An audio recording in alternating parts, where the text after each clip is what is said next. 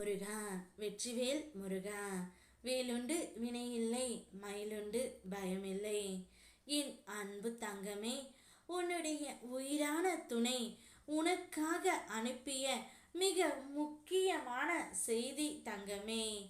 இதில் இருக்கும் ஒவ்வொரு வார்த்தையும் உன்னையே சேரும். நீ நேசிக்கும் உறவு இந்த ஒரு உண்மையை உன்னிடம் சொல்லியே ஆக வேண்டும் என்று துடித்து கொண்டு இருக்கின்றது.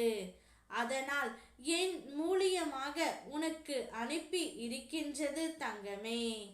இப்பொழுது நீ உன் துணையை பிரிந்து கஷ்டப்பட்டு கொண்டு இருக்கின்றார். அவர் ஏதாவது ஒரு தவறு புரிந்து விட்டார்.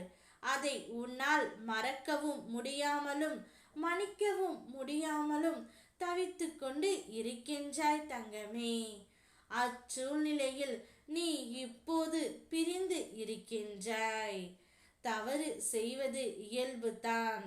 தவறு செய்யாமல் இவ்வுலகத்தில் யாருமே இல்லை.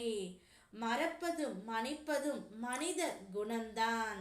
அவர் செய்த தவறை எண்ணி நீ நிரந்தரம் இல்லாமல் உன்னுடைய வாழ்க்கையை வீணாக்கி கொண்டு இருக்கின்றாய் பிள்ளையே.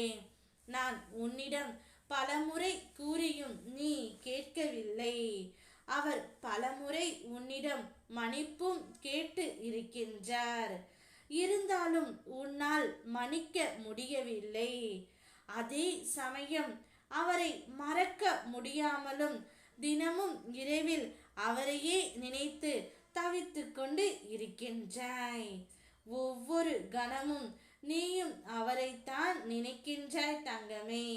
அதே போல் அவரும் உன்னைத்தான் நினைக்கின்றார். இருந்தும் உங்களுக்குள் ஏதோ மனக்கசப்பு, கருத்து வேறுபாடு எப்பொழுதும் இருந்து கொண்டே இருக்கின்றது. கவலைப்படாதே என் தங்கமே. பொறுமையாகவும் நிதானத்துடனும் யோசித்து பார். அவர் மன்னிக்க முடியாத தப்பையா உனக்கு இழைத்து விட்டார்?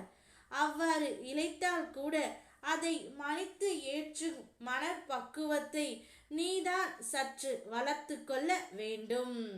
ஒரு முறை மன்னிப்பதினால் நீ எந்த விதத்திலும் குறைந்து போவது இல்லை. அப்போது உன்னுடைய வாழ்க்கை நன்றாக இருக்கும் அல்லவா? தவறு செய்த உன்னுடைய துணைக்காக ஒரு வாய்ப்பை நீ கொடுத்து பார். அந்த வாய்ப்பை நிச்சயம் சரியாக அவர் பயன்படுத்தி கொள்வார்.